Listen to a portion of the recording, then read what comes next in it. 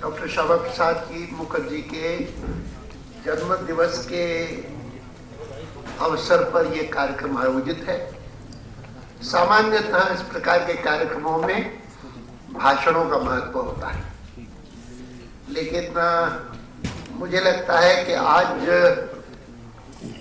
मंजू जी की उपस्थिति के कारण, विमान जी की उपस्थिति के कारण, उनकी पुत्रवधू की उपस्थिति के कारण और फिर जिस प्रकार का भाषण अभी अभी मंजू जी से हमने सुना, उसके कारण और भाषणों का महत्व नहीं ज्यादा। वो प्रमुख है, उनकी उपस्थिति और उनके व्यक्तिगत संस्मरण इस श्रेष्ठ पुरुष के बारे में उनको सुनकर के मन को तृप्ति होती है।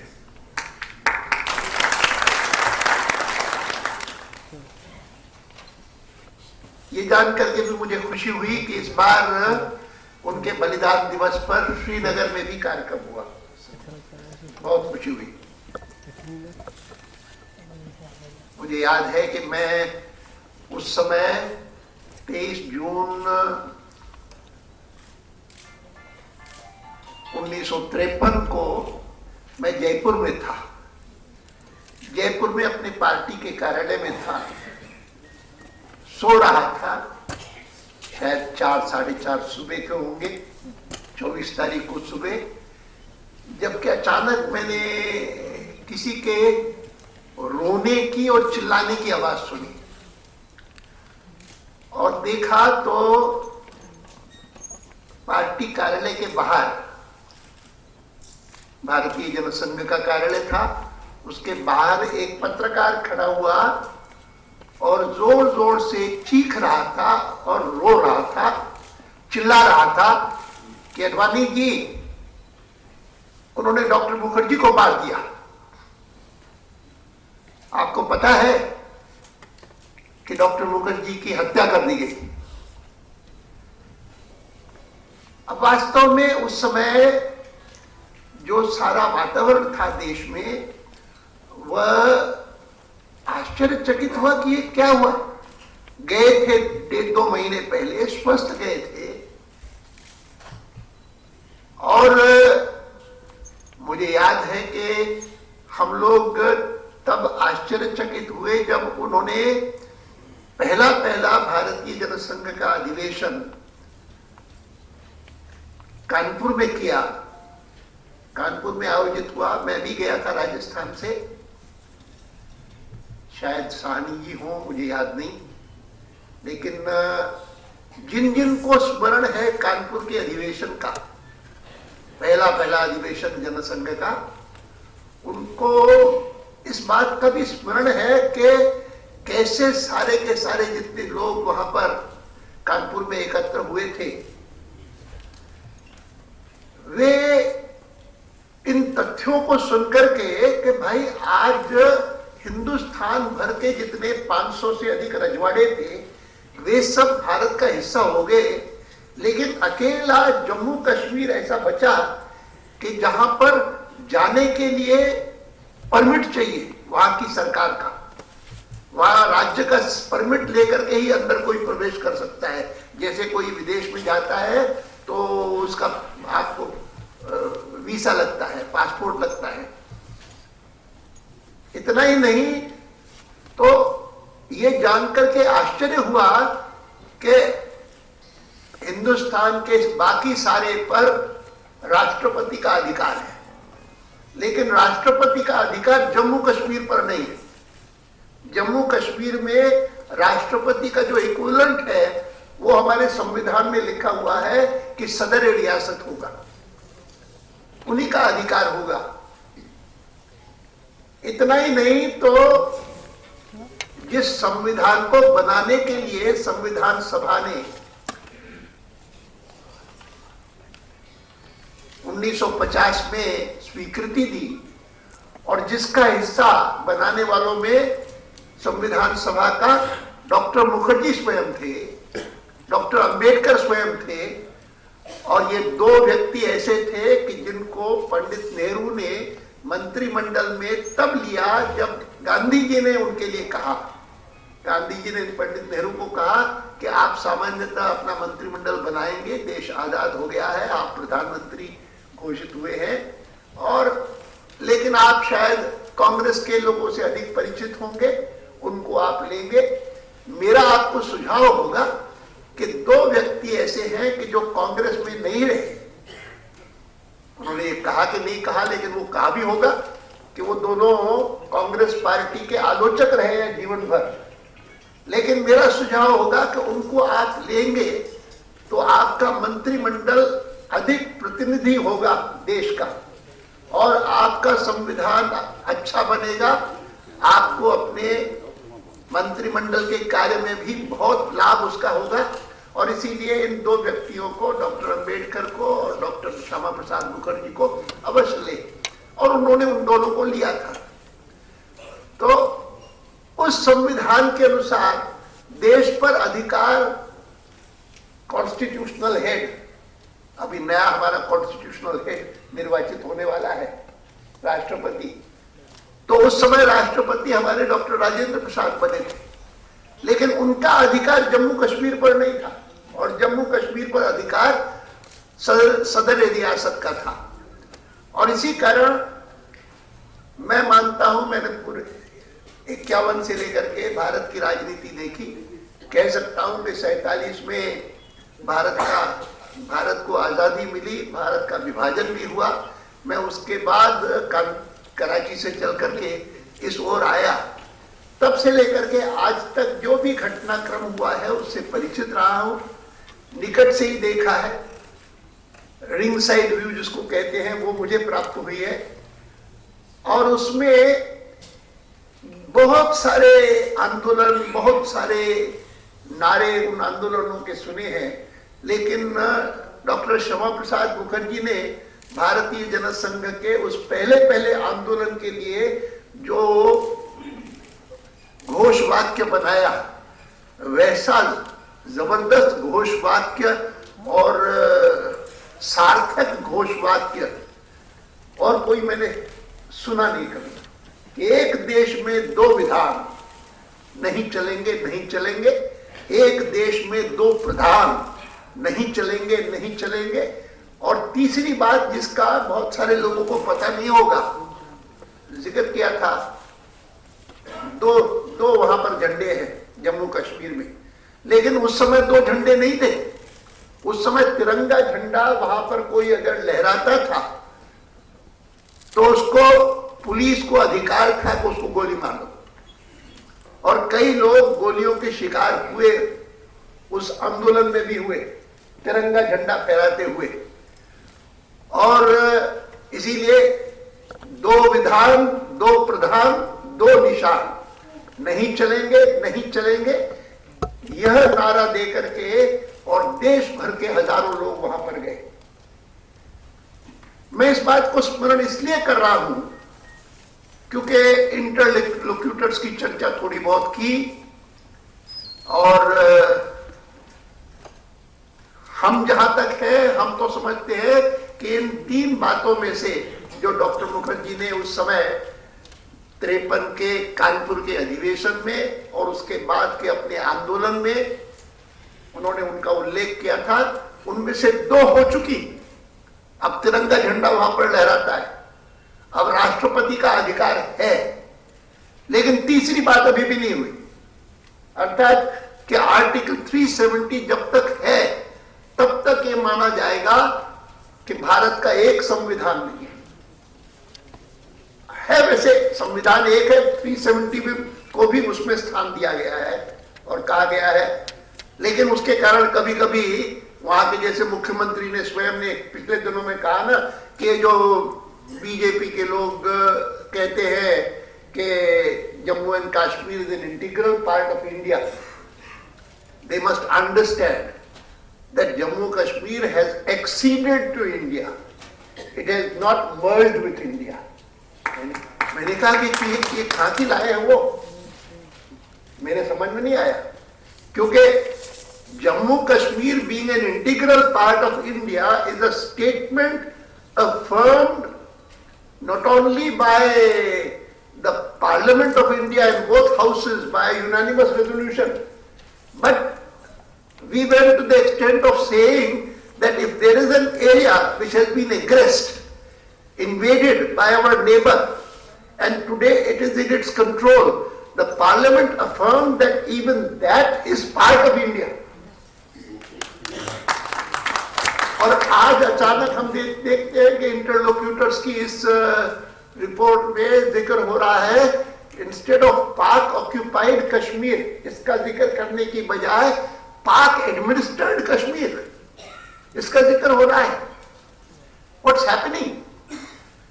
भारत के पार्लियामेंट के दोनों हाउसेस के यूनानिमस रेजोल्यूशन को नजरअंदाज करके, भारत के संविधान को नजरअंदाज करके, इतना ही नहीं तो हम जिस पर आपत्ति उठा रहे हैं कि 370 के अधीन जम्मू कश्मीर का अलग संविधान क्यों है, उस अलग संविधान में भी यह बात लिखी हुई है that Jammu and Kashmir is an integral part of India, उस अलग संविधान में.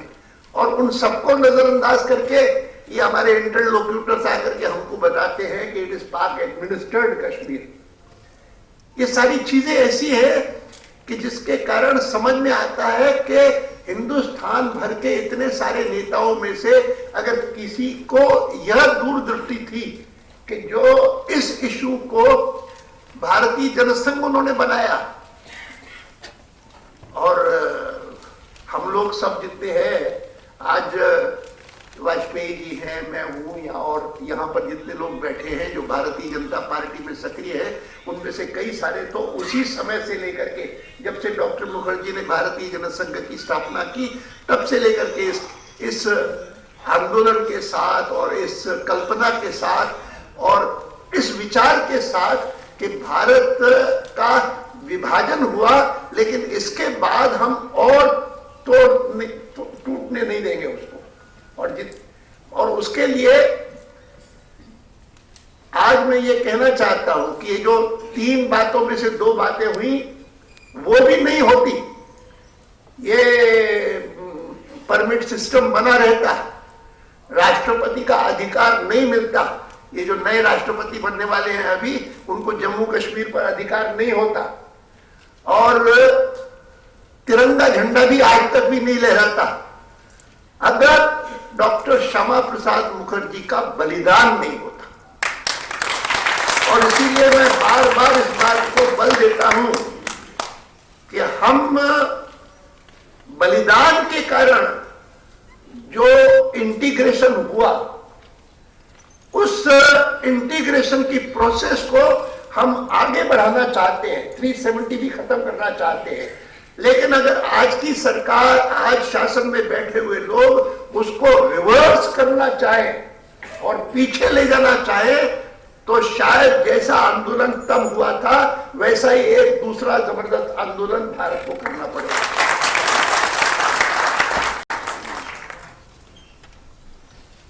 कई सारी विकृतियां हैं, मैं उन सब का जिक्र अभी नहीं करता हूं.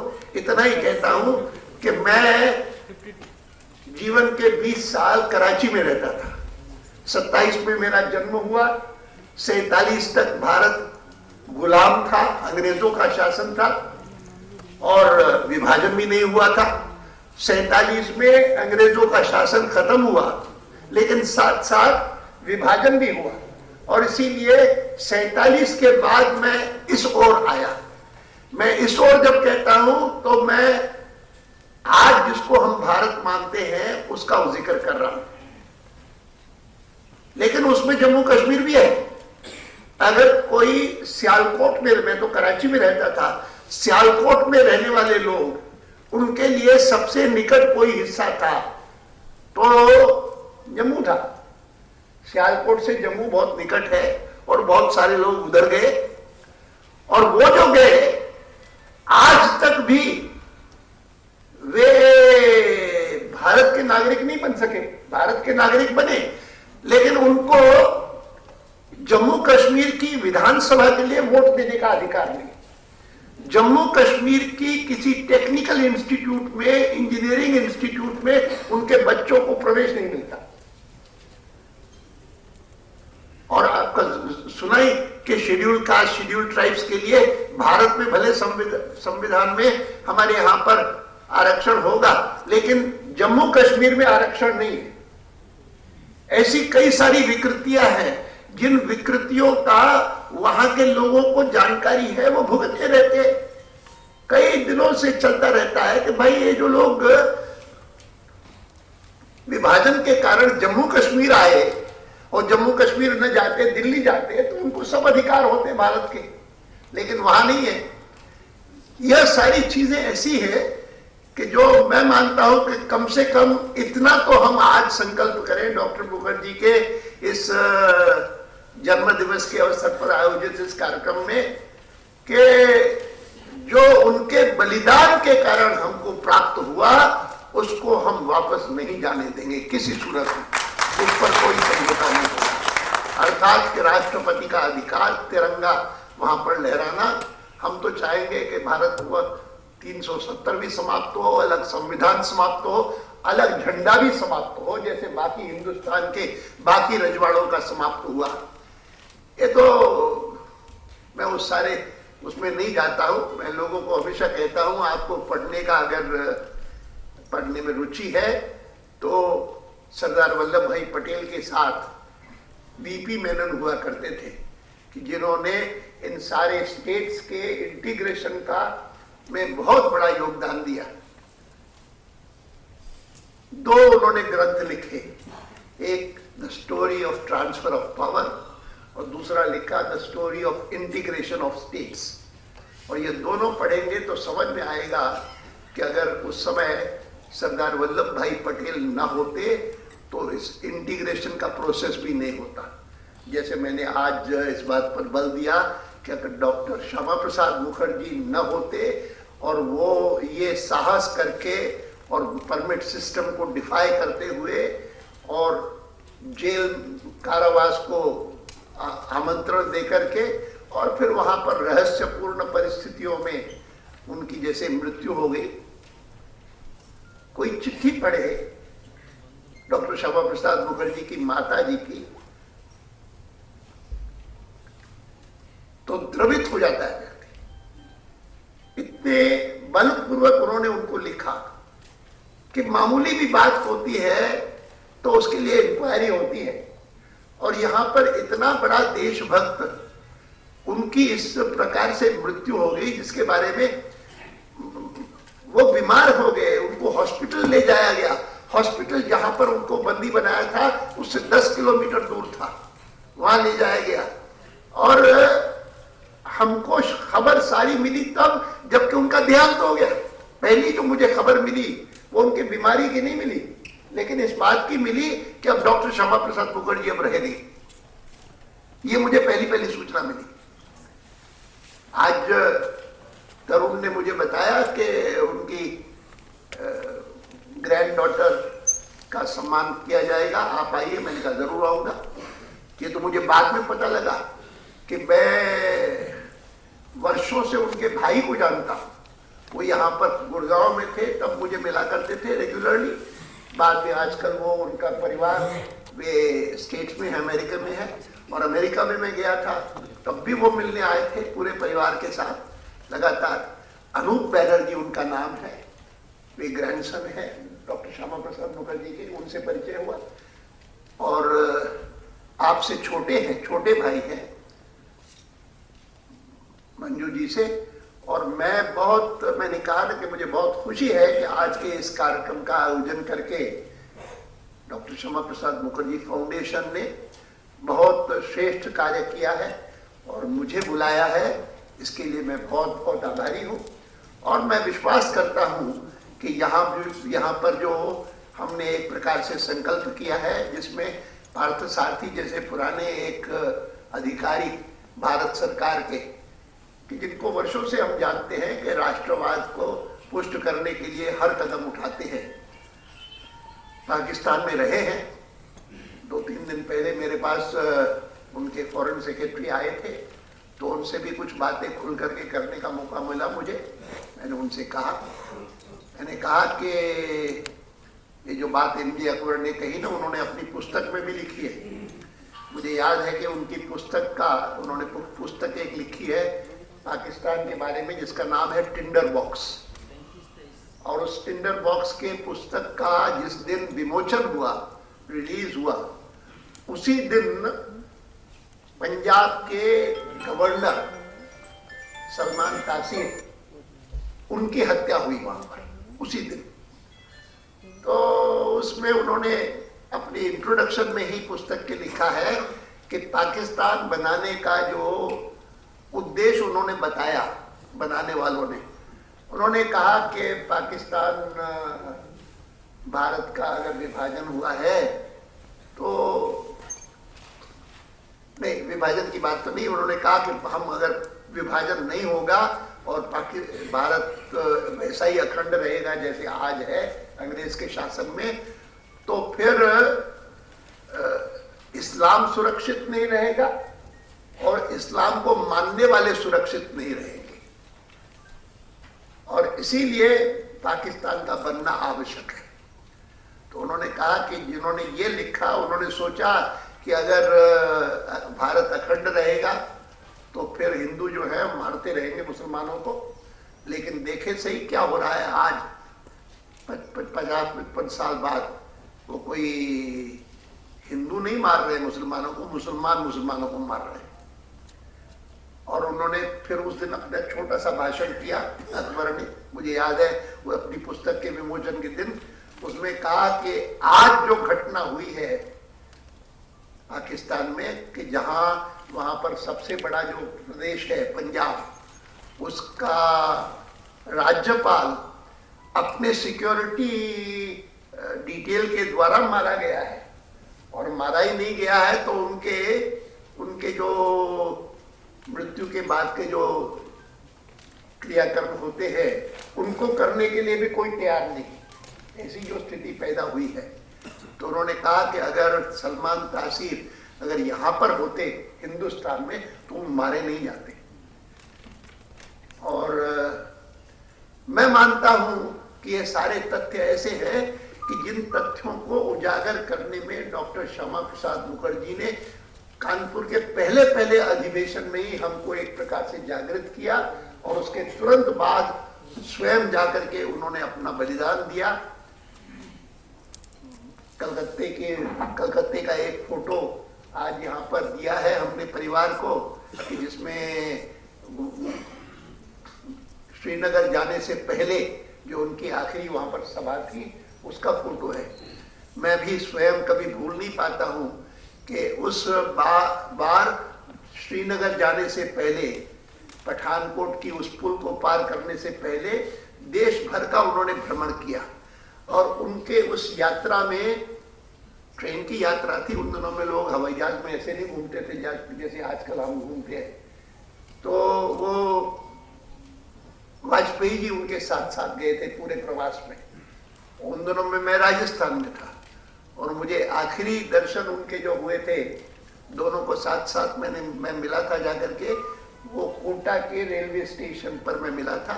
तब डॉक्टर मुखर्जी को, श्यामा प्रसाद मुखर्जी को और वाजपेयी जी को देखा था। ये कभी कल्पना उस समय नहीं थी कि ये डॉक्टर मुखर्जी के अंतिम बार मैं दर्शन करूंगा, उसके बाद तो वो लौटे ही नहीं वहां से। लेकिन हम लोग उन्हें स्मरण करें, उनके मार्ग पर चलने का संकल्प करें, और साथ साथ जो बात मैं पहले भी कह चुका हूं उसको फिर से हम मन में दोहराएं कि किसी सूरत में उनके बलिदान से जो इंटीग्रेशन हुआ उस इंटीग्रेशन को वापस हम होने नहीं देंगे। बहुत बहुत धन्यवाद।